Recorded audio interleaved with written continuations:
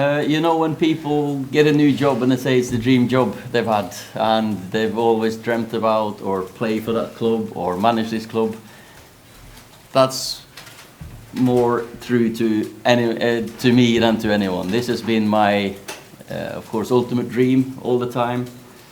Maybe a naive dream, but I've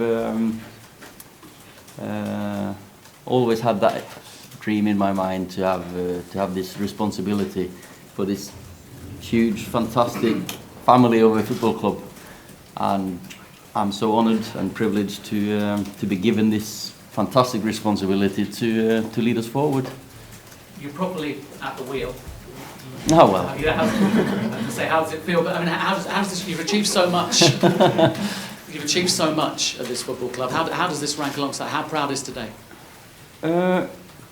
I don't think proud is the right word. I'm happy, I'm honoured,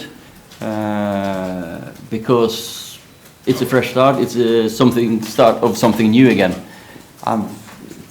It's now the hard work starts. Now it's not hard work, the enjoyable work, hard work. So it's not a moment to be proud in that respect. Ole, when Sir Alex Ferguson first took over, he vowed to knock Liverpool off their effing perch. Yeah. Have you got, did he say that on his first day? I don't think he did he? Well, have you got a vow that may come back to haunt you or not? You know, I'm just going to be myself, as I've always been. And I know how the expectations of the club, traditions of the club, the history we've got. Of course I want to be successful. Of course I want us to lift trophies.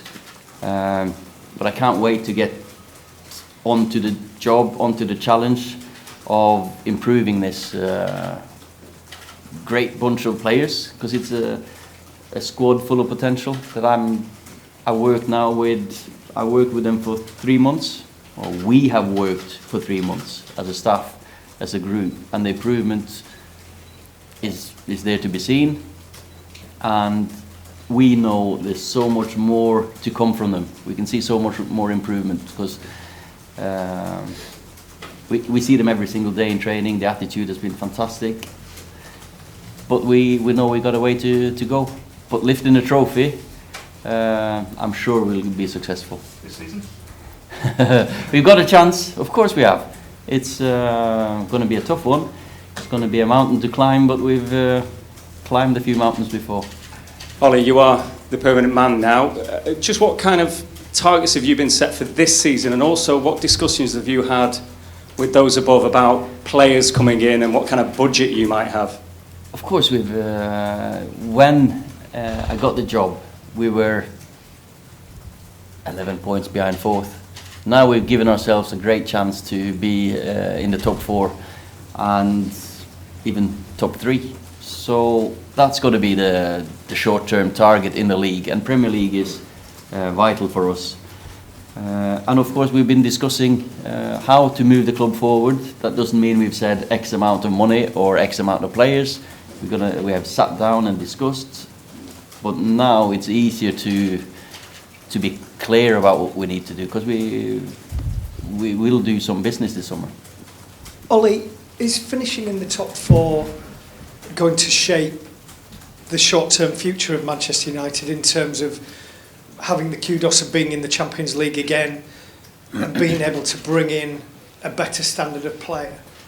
Of course, the lure, if you want, of Champions League is important it might be important for some players, but to play for Man United, if you sign a contract for 5 years or 4 years, you know that you're gonna be playing Champions League. We are now in a great position to get into the Champions League, but that's not decided until 12th of May probably.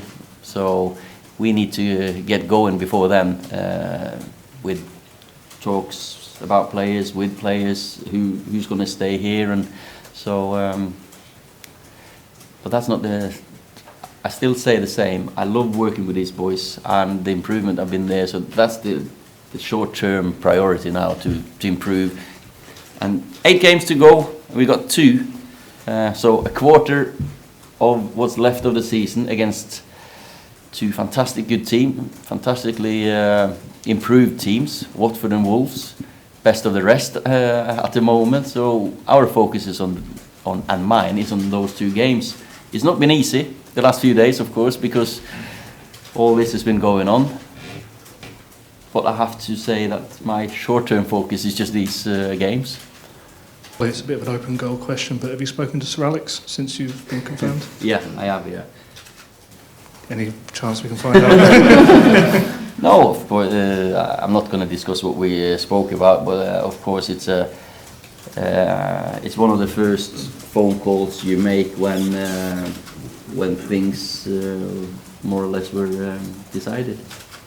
Ollie, do you hope that your appointment, now that it's permanent, will convince some of the players? So everyone's talking about the transfer window and what happens next season, but what about the players that are here that you want to keep as well? Do you hope that will convince them to stay?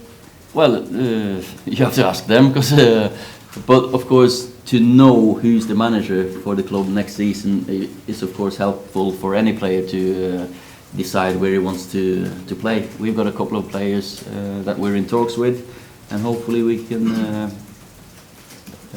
get their future sorted. Do you feel under more pressure now it's you? It's still not just me. I've said it all along. We do this as a team. We do it together.